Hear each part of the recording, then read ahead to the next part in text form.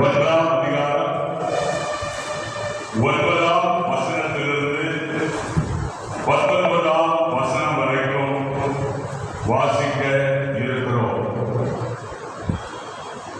பரிசுத்த லூக்கா எழுதின சுவிசேஷம் 1ஆம் அதிகாரம் 9ஆம் வசனத்திலிருந்து 19ஆம் வசனம் வரைக்கும் அடங்கியிருக்கிற தேவ வசனத்தை நாம் கேட்போம். நாம் எல்லாரும் சேர்ந்து வாசிப்போம். ஆசாரிய ஊழிய முறைமையின்படி அவன் தேவ ஆலயத்திற்குள் பிரவேசித்து தூபம் காட்டுகிறதற்கு சீட்டை பெற்றான். தூபம் காட்டுகிற வேளையிலே ஜனங்கள் எல்லாரும் கூட்டமாய் வெளியே ஜெபம் பண்ணி கொண்டிருந்தார்கள். அப்பொழுது கர்த்தருடைய தூதன் ஒருவன் தூப பீடத்தின் வலது பக்கத்திலே நின்று அவருக்கு தரிசனமானார். சகரியா அவரை கண்டு கலங்கி பயமடைந்தார். தூதன் அவரை நோக்கி, சகரியாவே, பயப்படாதே, உன் வேண்டுதல் கேட்கப்பட்டது. உன் மனைவியாகிய எலிசபெத்து உனக்கு ஒரு குமாரனை பெறுவாள். அவனுக்கு யோவான் என்று பெயரிடுவாயாக. உனக்கு சந்தோஷமும் மகிழ்ச்சியும் உண்டாகும். அவன் பிறப்பிருந்தால் அநேகர் சந்தோஷப்படுவார்கள். அவன் கர்த்தருக்கு முன்பாக பெரியவனாயிருப்பான். திராட்சரசமும் மதுவும் குடியான். தன் தாயின் வயிற்றில் இருக்கும்போது பரிசுத்த ஆவியினால் நிரப்பப்பட்டிருப்பான். அவன் இஸ்ரவேல் சந்ததியாரின் அநேகரை அவர்கள் தேவனாகிய கர்த்தரிடத்தில் திருப்புவான். பிதாக்களுடைய இருதயங்களை பிள்ளைகளிடத்திற்கும் கீழ்ப்படியாதவர்களை நீதிமானுடைய ஞானத்திற்கும் திருப்பி உத்தமமான ஞானத்தை கனத்தை கர்த்தருக்கு ஆயத்தப்படுத்தும்படியாக அவன் எலியாவின் ஆவியும் பலமும் உடையவனாய் அவருக்கு முன்னே நடப்பான். அப்பொழுது சகரியா தேவ தூதரை நோக்கி, இதை எதினால் அறிவேன்? நான் கிழவனாய் இருக்கிறேன். என் மனைவி வயது சென்றவளாய் இருக்கிறாரே என்றார். தேவ தூதன் அவனுக்கு பிரதியுத்தரமாக, நான் தேவ சந்நிதியில் நிற்கிற காபிரியேல் என்பவர். உன்னுடனே பேசவும் உனக்கு இந்த நற்செய்தி அறிவிக்கவும் அனுப்பப்பட்டு வந்தேன். ஆமென். உட்காருங்கள். இப்பொழுது இந்த பகுதியிலிருந்து 19வது வசனத்தை வாசிக்கும்படியாய் உங்களை கேட்டுக்கொள்கிறேன். தேவதூதன் அவனுக்கு பிரதியுத்தரமாக, நான் தேவ சன்னிதானத்தில் இருக்கிற காபிரியேல் என்பவர். உன்னுடனே பேசவும் உனக்கு இந்த நற்செய்தி அறிவிக்கவும் அனுப்பப்பட்டு வந்தேன். உன்னுடனே பேசவும் உனக்கு இந்த நற்செய்தி அறிவிக்கவும் அனுப்பப்பட்டு வந்தேன். கர்த்தருக்குள் பிரியமானவர்களே, இந்த வருடத்தின் ஜனவரி மாதத்துக்குள்ளே பிரவேசித்த நாம், ஜனவரி மாதம் கர்த்தர் எனக்கு என்ன வாக்குத்தத்தத்தை கொடுக்க போகிறார் என்று ஜனவரி மாதத்தில் நம்ம எல்லாரும் மிகுந்த ஆவலோடு, சரி ஜனவரி மாதம் முடிந்தது. ஜனவரி மாதம் முடிந்த உடனே பிப்ரவரி மாதம் வந்த உடனே எல்லாரும் எதையே பார்த்துட்டு ஏன் பார்த்துட்டு இருந்தீங்கன்னா, முதல் வாரத்தில் இருக்கிற ஞாயிற்றுக்கிழமை வாக்குத்தத்த ஞாயிறாயிற்று. அன்றைக்கு போதகர் மூலமாக கர்த்தர் எனக்கு என்ன நல்வாழ்வு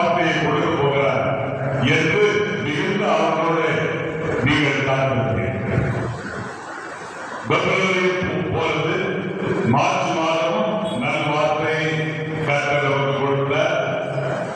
ஏப்ரல் மாதம் நல்வார்த்தையை கர்த்தர் கொடுத்தார்.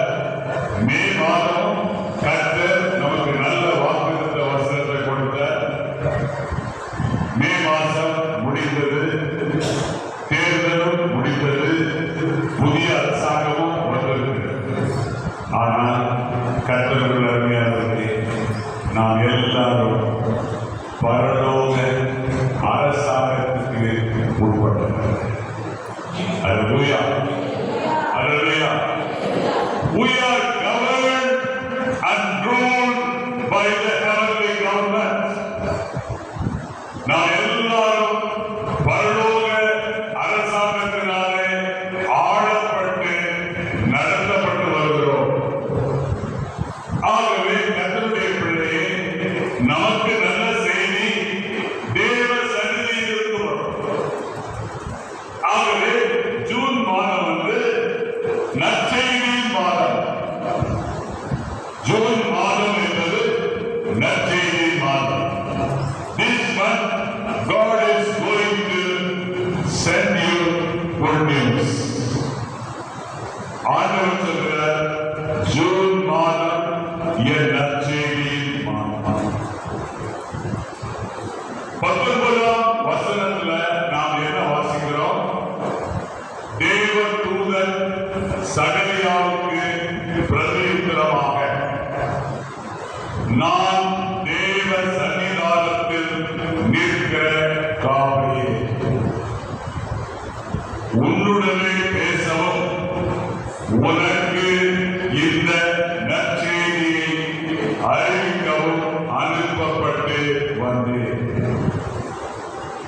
கர்த்தருக்குள் பிரியமானவர்களே, என்ன நற்செய்தி? 13ஆம் வசனத்தில் வாசிக்கிறோம். தூதன் அவரை நோக்கி, சகரியாவே, பயப்படாதே, உன்னுடைய பாரமுள்ள ஜெபம் கேட்கப்பட்டது.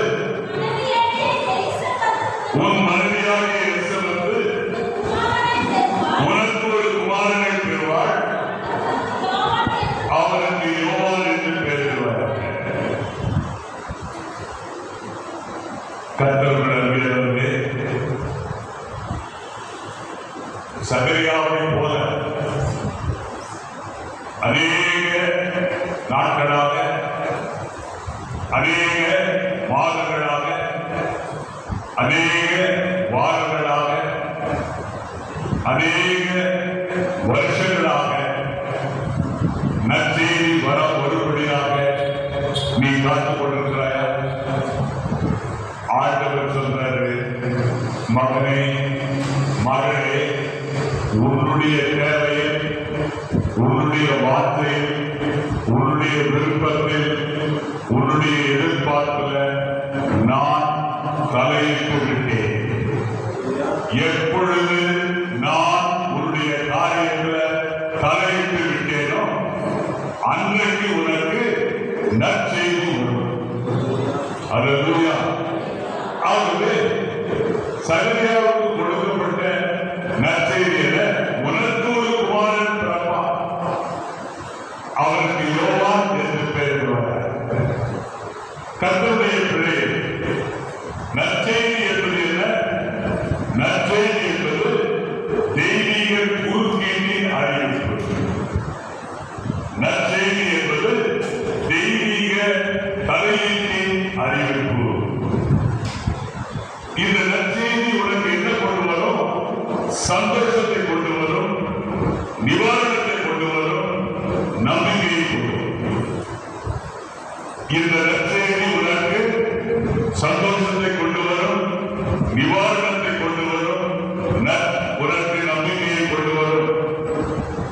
அது மாத்திரமல்ல, உன்னுடைய வாழ்க்கையை இந்த நற்செய்தி மறுசீரமைக்கும். அல்லேலூயா. ஆமென்.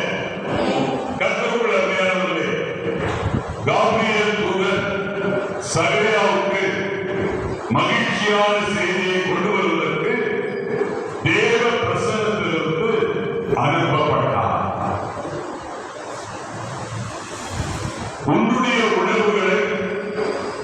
உன்னுடைய நடத்துதலை, உன்னுடைய வாய்ப்புகளை, மேலும் உன்னுடைய நன்மைகளை மாற்றக்கூடிய செய்தியை நீங்கள் எல்லாரும் இந்த ஜூன் மாதத்துல கேட்க போகிறீர்கள்.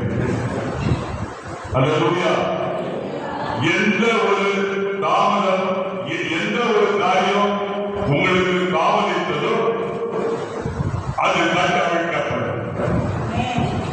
மேலும் எது சாத்தியமில்லையோ அதுவே உங்களுடைய வாழ்க்கையில சாட்சியாக மாறும். அவன் அவருடைய கற்றுக்கொள்ளவில்லை. மனிதனுடைய சமூகத்திலிருந்து எந்த நற்செய்தியை உனக்கு வராது. ஆனா தேவ பிரசன்னத்திலிருந்து இன்று முதல் 30 நாளுக்குள்ள உனக்கு ஒரு நற்செய்தி வரப்போகுது.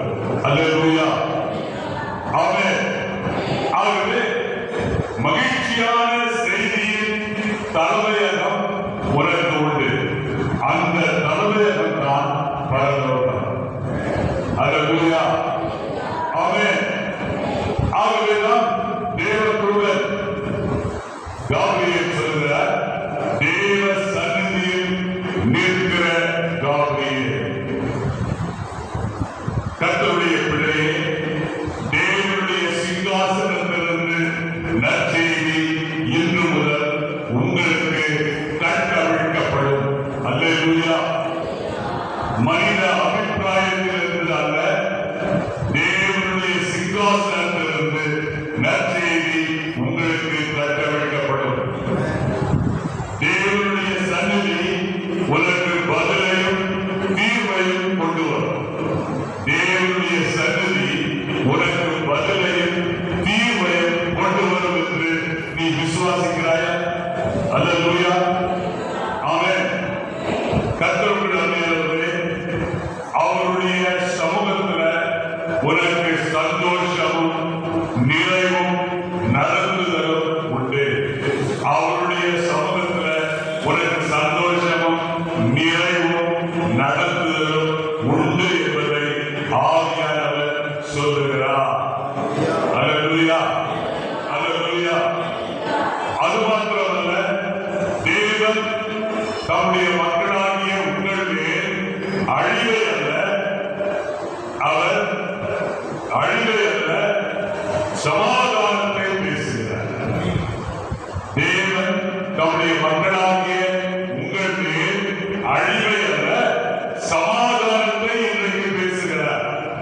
எரேமியா 29ஆம் அதிகாரம் 11ஆம் வசனத்தை வாசிப்போம். எரேமியா 29:11. நீங்கள் எதிர்பார்த்திருக்கும் முடிவை உங்களுக்கு கொடுக்கும்படி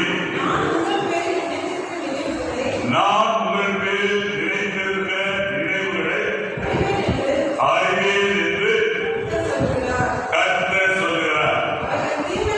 அவைகள் தீமைக்கல்ல, சமாதானத்துக்கு ஏற்றவைகளே, சமாதானத்துக்கு ஏதுவான நினைவுகளே.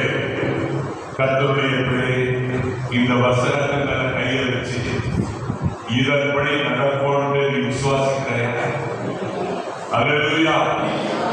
ஆண்டவர் சொன்ன இந்த வாக்குத்தத்த வசனத்தின்படியே எனக்கு நடக்கும்னு விசுவாசிக்கிறவங்க கையை உயர்த்தி ஒரு அல்லேலூயா சொல்ல பாக்கலாம்.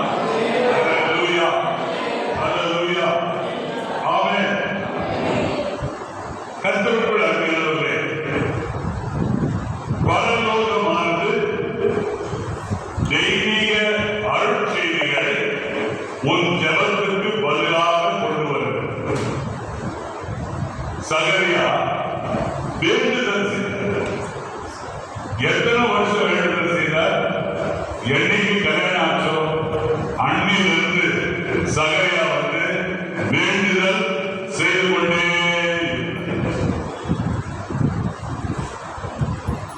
ஏறக்குறைய இப்போ முதிர் வயது, தள்ளாத வயது, ஆனாலும் ஊழியர் செய்தார். ஆனா முதிர் வயதில் இருந்த, பெருமிதத்தில் இருந்த, தள்ளாடுகிற வயசுல இருந்த, நான் முடியல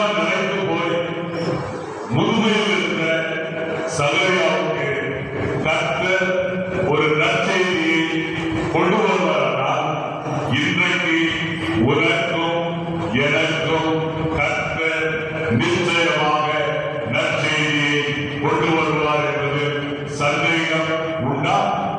சந்தேகம். அல்லேலூயா. ஆமென். ஆகவே ஆண்டவர் சொல்றாரு, உன்னுடைய ஜெபத்துக்கு பரலோகம் தெய்வீக செய்தி மூலமாக பதில் கொடுக்கும். தானியேல் 9ஆம் அதிகாரம் 22, 23 வாசிங்க. தானியேல் 9ஆம் அதிகாரம் 22, 23.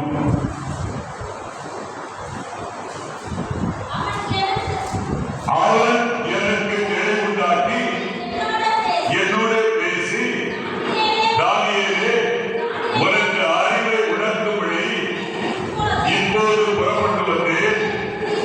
நீ மிகவும் பெரியமானவன். ஆனால் நீ வேண்டிக் கொள்ள தொடங்கின போது கட்டளை வெளிப்பட்டது.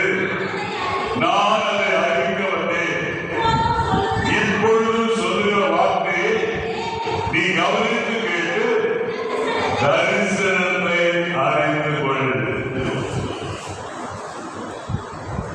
கர்த்தருடைய பிள்ளையே, தானியேல் 86 வயசுக்கு மேல இருக்கிற தானியேலுடைய கண்ணீர் காரணம் என்னவென்றால், தானியேல் 13 வயசுல 12-13 வயசுல சிறை பிடிக்கப்பட்டு பாபிலோன் தேசத்துக்கு கொண்டு போகப்பட்டவர். தன் வாழ்நாளெல்லாம் ஆலயம் இல்லாத இடத்துல, ஆராதனை இல்லாத இடத்துல, தேவ வசனம் இல்லாத இடத்துல, திருவிருந்து ஆராதனை இல்லாத இடத்துல அவர் காலம் 86 வயசு உள்ளவராய் முதிர்ந்தவராயிருந்தார். ஆனால் தானியேலுடைய கண்கள் எரேமியா தீர்க்க தரிசன புஸ்தகத்தின் மேல பதிந்து, என்று தீரும் எந்த கஷ்டம் இந்த லோக மண்ணிலே என்று தானியேல் அங்கலாய்த்து அவர் ஜெபித்துக் கொண்டிருக்கும் பொழுது பரலோகம் மும்முரமாக பரபரமாக பரலோகத்திலிருந்து யார் அனுப்பப்பட்டார்? காபிரியேல் தூதன். காபிரியேல் தூதன் என்ன சொன்னாரு? முதல்ல காபிரியேல் தூதன் என்ன பண்ணாரு?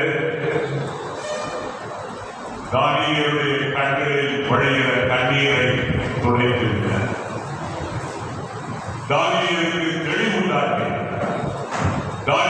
தெளிவுண்டாக்கி என்னோட பேசி, தானியேலே, உனக்கு அறிவை உணர்த்தும்படி இப்பொழுது புறப்பட்டு வந்தேன். இந்த செய்தி பரலோகத்திலிருந்து வந்த தெய்வீக செய்தி. கர்த்தருடைய இந்த ஆலயத்தில் உட்கார்ந்திருக்கிற நீ உண்மையாய் தேவனை ஜெபத்தின் மூலமாக தேடுகிறவனாய் இருப்பாயானால் தேவன் இந்த மாதத்துல உனக்கு நல்ல பதில்களை கட்டமைக்கிறார். அல்லேலூயா, அல்லேலூயா, ஆமென், ஆமென். கர்த்தருடைய யாருக்கும் கிடைக்காத ஒரு பாக்கியம் என்ன? உனக்கு பரலோகத்திலிருந்து வருகிற தெய்வீக செய்தியானது சாதாரண செய்தி அல்ல, அது தெய்வீக வெளிப்பாடு. அந்த வெளிப்பாடு உனக்கு என்ன செய்யும்? உனக்கு தரிசனத்தை கொடுக்கும். அந்த தெய்வீக வெளிப்பாடு உனக்கு என்ன செய்யும்? தரிசனத்தை கொடுக்கும். ஆமென். கர்த்தருடைய அருமையானவர்களே, இன்றைக்கு இந்த மாதத்துல கர்த்தர் உனக்கு நற்செய்தி அனுப்புகிறார். ஏன் தெரியுமா? பல ஆண்டுகளாக, பல மாதங்களாக, பல நீ எவ்வளவோ ஜெபித்தும் உனக்கு அமைதியான சூழ்நிலை காணப்படும். ஆண்டவர் சொல்றாரு, மகளே மகனே, இந்த ஜூன் மாதத்துல அமைதியையும் தாமதத்தையும் நான் முறியடிக்கிறேன். அமைதியையும் தாமதத்தையும் நான் என்ன செய்கிறேன்? முறியடிக்கிறேன். நீ நெடுங்காலமாய் நீண்ட நாட்களாய் காத்திருக்கிறாய். பரலோகம் நிசப்தமாய் இருக்கிறது, அமைதியாய் இருக்கிறது.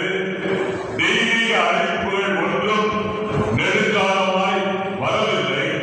ஆண்டவர் சொல்றாரு, நான் உன்னுடைய ஜெப வாழ்க்கையில, உன்னுடைய எதிர்பார்ப்புல, உன்னுடைய வார்த்தையில, உன்னுடைய விருப்பத்துல இன்றைக்கு நான் தலையிடுகிறேன். அல்லேலூயா, அல்லேலூயா, ஆமென். ஆண்டவர் சொல்றாரு, சடுதியான செய்திகள் மூலமாக தேவன் காத்திருக்கிற பருவ காலங்களை முடிய பண்ணுகிறார். சடுதியான செய்திகள் மூலமாக தேவன் காத்திருப்பின் பருவ காலங்களை முறியடிக்கிறார். சங்கீதம் 126 ஒண்ணு பாருங்க. சங்கீதம் 126 1. சங்கீதம் 126 1. சீயோனின் சிறையிருப்பை கர்த்தர் திருப்பும் போது சொப்பனம் காண்கிறவர்கள் போல் இருந்தோம். கர்த்தருடைய தேவன் தம்முடைய மக்களுடைய சிறையிருப்பை திருப்புகிற பொழுது ஜனங்கள் எப்படி இருந்தாங்கன்னா கனவு காண்கிறது போல. இன்றைக்கு கர்த்தருடைய பிள்ளை, உனக்கு இந்த வாரத்துல திடீரென்று நற்செய்தி வரும் பொழுது உனக்கும் கூட சொப்பனம் காண்கிறது போலதான் இருக்கும். நான் எதிர்பார்க்காத காரியம், நல்ல காரியம் நடந்து விட்டது என்று நீ ஆச்சரியப்பட போகிற. அல்லேலூயா. பாருங்க, தெய்வீக வேலை பூரணமானது, துல்லியமானது. தெய்வீக வேலை பூரணமானது, துல்லியமானது. பிரசங்கி 3ஆம் அதிகாரம் 11ஆம் வசனத்தை பாருங்க. பிரசங்கி 3ஆம் அதிகாரம் 11ஆம் வசனம்.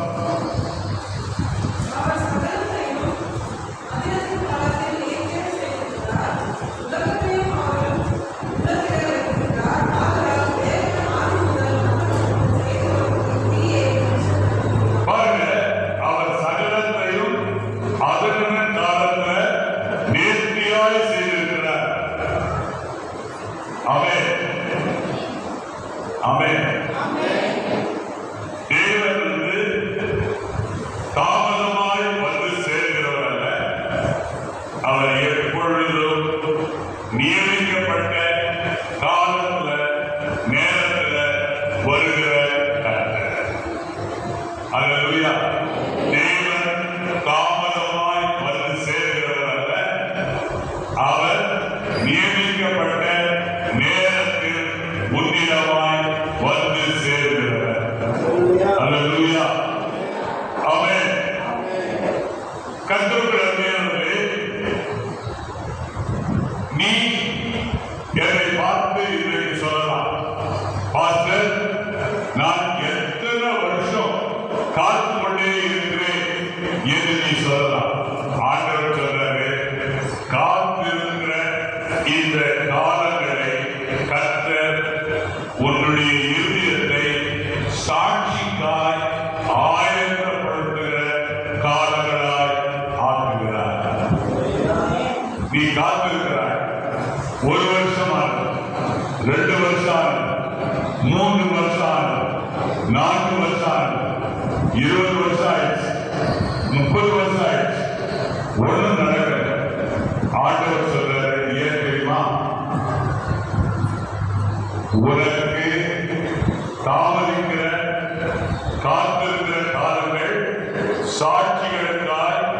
இருதயத்தை ஆயத்தப்படுத்துகிற காலங்களாக்குகிறார். அல்லேலூயா. ஆமென். இன்றைக்கு நீ தேவனை எதிர்பார்த்து இந்த ஆலயத்தில் உட்கார்ந்திருக்கிறார். தேவனை எதிர்பார்த்து இந்த ஆலயத்தில் உட்கார்ந்திருக்கிற உன்னை ஆண்டவர் சொல்றாரு, உன்னுடைய பெயர் இந்த ஆலயத்தில் இன்றைக்கு புதுப்பிக்கப்படும். ஆமென். அல்லேலூயா.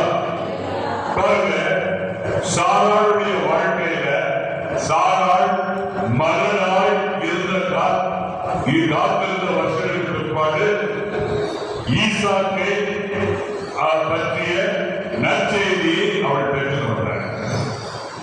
சாராள் 90 வயசு வரைக்கும் மரணாய் இருந்த அவளுக்கு, மரணாய் காத்திருந்த அவளுக்கு கர்த்தர் ஏற்ற வேளையில ஒரு நற்செய்தியை அனுப்பினார். அந்த நற்செய்தி ஆதியாகமம் 21ஆம் அதிகாரம் 1-2 வாசிங்க. ஆதியாகமம் 21:1-2. கர்த்தர் தாம் சொல்லியிருந்தபடி சாராள் பேரில் கடாட்சமானார். கர்த்தர் தாம் உரைத்தபடியே சாராளுக்கு செய்தருளினார். ஆபிரகாம் முதிர் வயதாயிருக்கையில் சாராள் கர்ப்பவதியாகி தேவன் குறித்திருந்த காலத்தில் அவனுக்கு ஒரு குமாரனை பெற்றார். கர்த்தருடைய பிள்ளை சாராளை போல தேவன் முன் குறித்திருந்த காலம் இந்த ஜூன் மாதம். இந்த ஜூன் மாதத்துல கர்த்தர் உனக்கு சாதாரண காரியங்களை, பெரிய காரியங்களை கர்த்தர் செய்வார். அல்லேலூயா. நீ எதிர்பார்க்கிறத விட, நீ யோசிக்கிறத விட, நீ காத்திருக்கிறத விட கர்த்தர் உனக்கு பெரிய காரியங்களை செய்ய இருக்கிறார். மரணாயிருந்த 90 வருஷங்கள் மரணாயிருந்த சாராளுக்கு நன்மை செய்த கர்த்தர் இன்றைக்கு உனக்கு நன்மை செய்யாமல் இருப்பாரா? நிச்சயமா செய்வார். அல்லேலூயா. ஆமென். கர்த்தருக்கு நன்மையானவர்களே, நற்செய்தி உன்னுடைய வாழ்க்கையில் இருக்கிற லக்கையும், உன்னுடைய வாழ்க்கையில் இருக்கிற எதிர்காலத்தையும் மறுபடியும் எழுதக்கூடியதாய் காணப்படுகிறது. ஆமென். அல்லேலூயா. ஆமென். கர்த்தருக்கு நன்மையானவர்களே, மரியாள் ஒரு கன்னிகை ஒருபோதும் கர்ப்பவதியாக முடியாது. ஆனால் மரியாளுடைய லக்கை அவள் பெற்றுக்கொண்ட நற்செய்தியானது மாற்றியது. மரியாளுடைய லக்கை காபிரியேல் தூதன் மூலமாய் மரியாள் பெற்றுக்கொண்ட நற்செய்தியானது மாற்றிவிட்டது. ஆகவே லக்கை மாற்றின நற்செய்தியை மரியாள் பெற்றுக்கொண்டார். லக்கை மாற்றின நற்செய்தியை மரியாள் பெற்றுக்கொண்டார். லூக்கா 1ஆம் அதிகாரம் 31ஆம் வசனத்தை பாருங்க. லூக்கா 1ஆம் அதிகாரம் 31ஆம் வசனம்.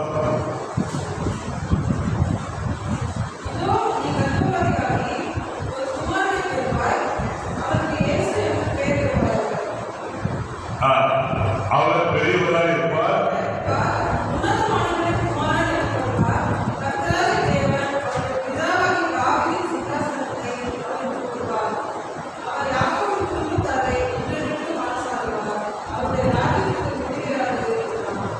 பாருங்க, மரியாளுடைய ஒற்றையான அறிவிப்பு, மரியாளுக்கு கிடைத்த ஒற்றையான அறிவிப்பு அவளுடைய வாழ்வை காலத்துக்கு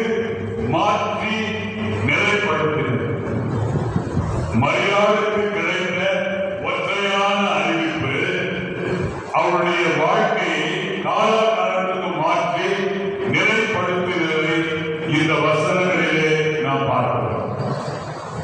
கர்த்தருடைய அருமையானவர்களே, உன்னுடைய வாழ்க்கையில நம்பிக்கையற்ற சூழ்நிலை இன்றைக்கு காணப்படுகிறதா? நம்பிக்கையற்ற சூழ்நிலையில தேவன் பேசுகிற வார்த்தைகள் ஜீவ வார்த்தைகள். ஆகவே தேவன் நம்பிக்கையற்ற சூழ்நிலையில ஜீவனை பேசுகிறார். எசேக்கியேல் 37ஆம் அதிகாரம் 5ஆம் வசனத்தை பாருங்கள். எசேக்கியேல் 37:5. கர்த்தராகிய ஆண்டவர் இந்த எலும்புகளை நோக்கி, இதோ நான் உங்களுக்குள் ஆவியை பிரவேசிக்கப்படுவேன், அப்பொழுது உயிரிழப்பீர்கள். ஆமென், ஆமென். உலர்ந்த எலும்புகள் தேவனுடைய சத்தத்துக்கு பதில் அளிக்கும். உலர்ந்த எலும்புகள் தேவனுடைய சத்தத்துக்கு பதில் அளித்தது. கர்த்தருடைய அருமையானவர்களே, தேவனுடைய வசனம் உன்னுடைய இறுதி முடிவை தீர்மானிக்கும். தேவனுடைய வசனம் உன்னுடைய இறுதி முடிவை தீர்மானிக்கும். ஏசாயா 55ஆம் அதிகாரம் 11ஆம் வசனத்தை வாசிங்கள். ஏசாயா 55:11.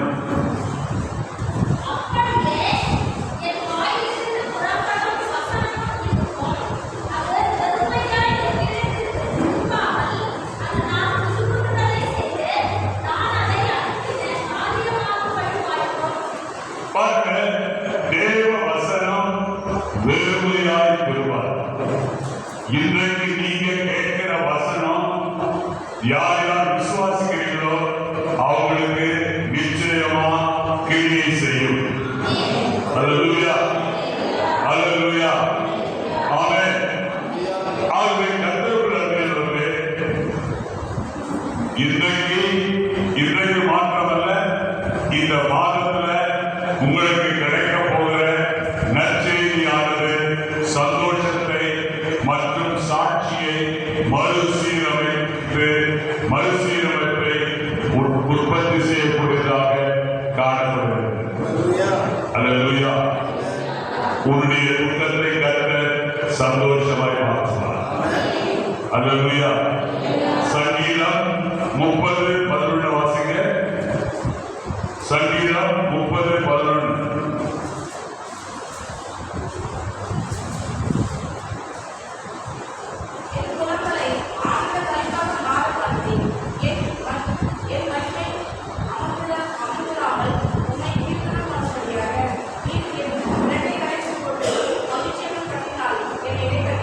அல்லேலூயா. கர்த்தருடைய பிள்ளையே, சங்கீதக்காரன் தாவீது புலம்பிக் கொண்டே இருக்கும்போது அவர் நினைத்தார், என் வாழ்நாளெல்லாம் நான் புலம்பிக் கொண்டே இருக்க வேண்டும். ஆனால் திடீரென்று கர்த்தர் தாவீதுடைய வாழ்க்கையில தலையிட்டார். தலையிட்ட உடனே என்ன மாற்றம்? புலம்பலை கர்த்தர் ஆனந்த கழிப்பாக மாற்றினார். அல்லேலூயா, அல்லேலூயா. நீயும் கூட அப்பாவுக்கு தெரியாம, அம்மாவுக்கு தெரியாம, அண்ணனுக்கு தெரியாம, தங்கச்சிக்கு தெரியாம, கணவனுக்கு தெரியாம, மனைவிக்கு தெரியாம நீ புலம்பிக் கொண்டிருக்கிறாயா? உன் புலம்பலை ஜூன் மாதத்துல கர்த்தர் ஆனந்த கழிப்பாக மாற்றுவார். அல்லேலூயா, அல்லேலூயா, ஆமென், ஆமென். அது மாத்திரமல்ல, ஆண்டவர் சொல்றாரு, என்னுடைய வாழ்க்கையில் இருக்கிற இரட்டை கடைந்து போட்டு மகிழ்ச்சி என்னும் கட்டினால் என்னை இடையிலே. இரட்டை எதை குறிக்கிறது? துக்கத்தை குறிக்கிறது, துன்பத்தை குறிக்கிறது, கவலையை குறிக்கிறது. ஆனா ஆண்டவர் என்ன சொல்றாருன்னா, இரட்டை உடுத்திக் கொண்டு இந்த ஆலயத்துக்கு வந்திருக்கிறாயா? ஒரு இரட்டை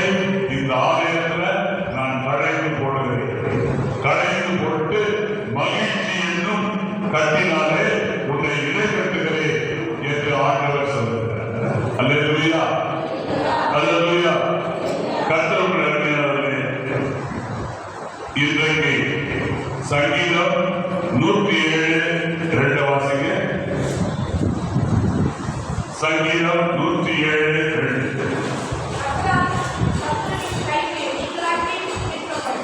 கர்த்தரால் சத்துருவின் கைக்கு நீங்களாக்கி மீட்கப்பட்டு.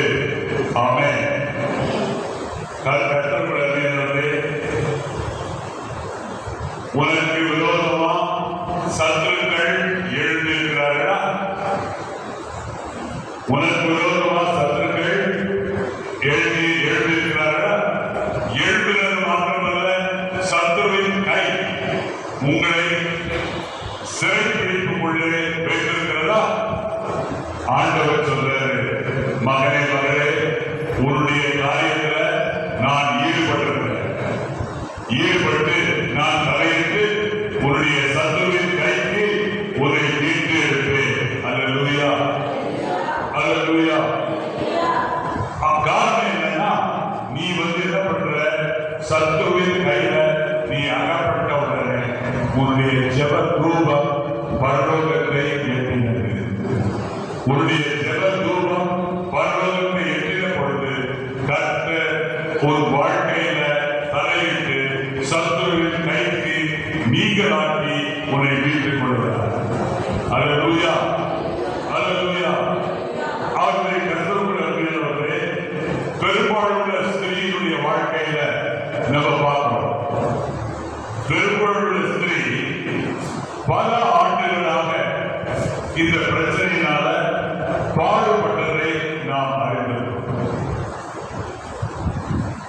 ஆனால் பெரும்பாலுள்ள ஸ்திரீக்கு இந்த வியாதியிலிருந்து எவ்வளவோ ட்ரீட்மெண்ட் எடுத்தால், சிகிச்சை எடுத்தால், மருந்துகள் சாப்பிட்டால், டாக்டர்களை பார்த்தால், ஒன்றும் நடக்கல.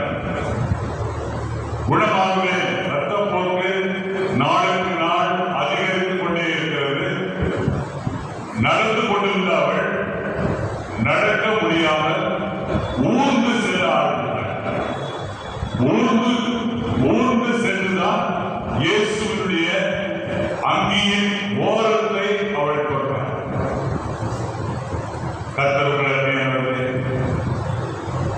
பெரும்பாலுடைய ஸ்திரீயுடைய வாழ்க்கையில ஒரு நல்ல செய்தி. எந்த செய்தி? நீ குடியிருக்கிற பகுதியில இயேசு வந்துவிட்டார். அல்லேலூயா, ஆமென். இயேசு வந்துவிட்டார். எல்லாவித அற்புதத்தையும் உனக்கு செய்வார். ஆகவே இயேசு வந்த உடனே அவ என்ன பண்ணான்னா, இயேசு கிறிஸ்துவினிடத்துல ஊர்ந்து கொண்டு சென்றார்.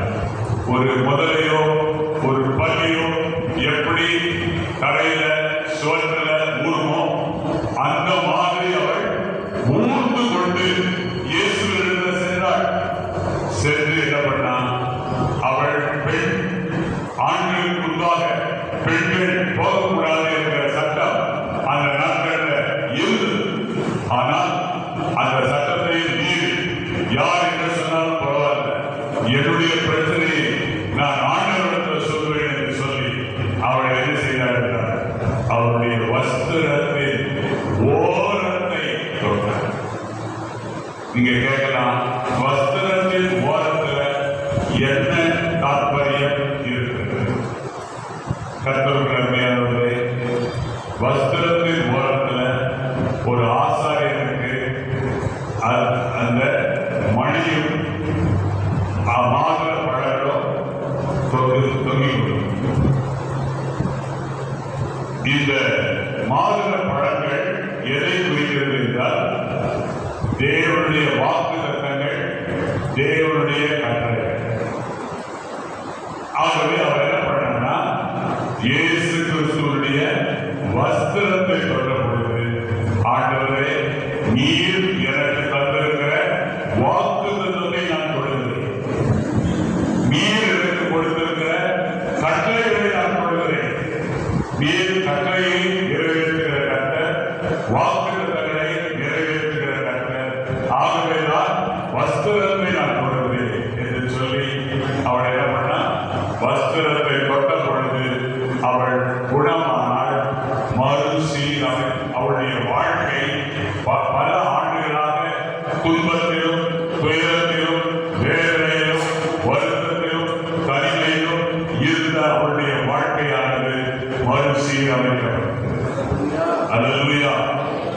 இதை நாம் மார்க்கு 5:34 வாசிக்கிறோம்.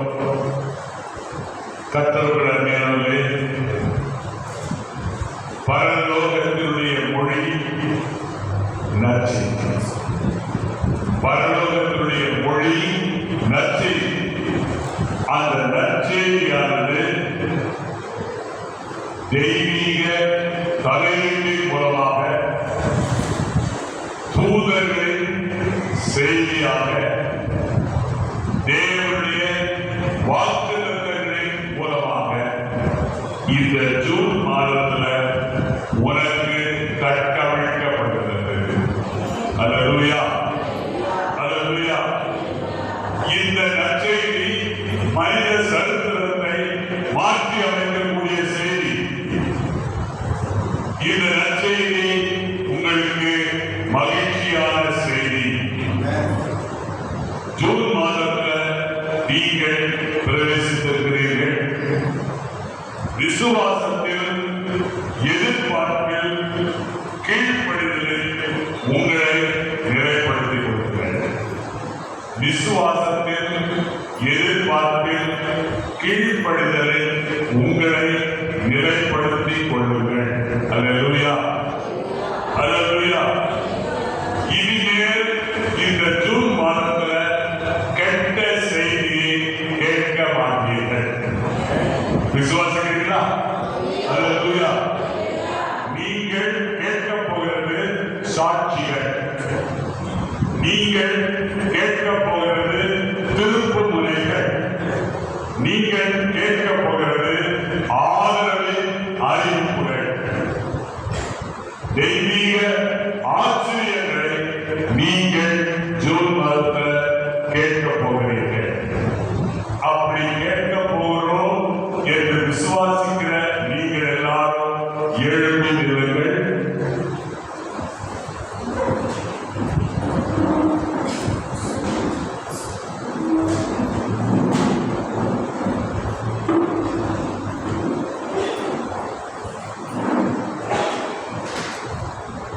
லூக்கா 1ஆம் அதிகாரம் 19ஆம் வசனத்தை நம்ம சேர்ந்து வாசிப்போம். லூக்கா 1ஆம் அதிகாரம் 19ஆம் வசனம் வாசிக்கிறாங்களா? லூக்கா 1:19. தேவதூதன் அவனுக்கு பிரதியுத்தரமாக, நான் தேவ சன்னிதானத்தில் நிற்கிற காபிரியல் என்பவர், உன்னுடனே பேசவும் உனக்கு இந்த நற்செய்தியை அறிவிக்கவும் அனுப்பப்பட்டு வந்தேன். அல்லேலூயா. உங்களுடைய எத்தனை பேர் உங்க வீட்டுக்கு காபிரியல் தூதன் வருவார் என்று விசுவாசிக்கிறீங்க? அல்லேலூயா, அல்லேலூயா. கர்த்தர் உங்களுக்கு ஜூன் மாதத்தில் நற்செய்தியை கேட்க பண்ணுவார். ஆமென், அல்லேலூயா. இப்பொழுது நாம் இதோ மனுஷரின் மத்தியில் தேவாதி தேவனை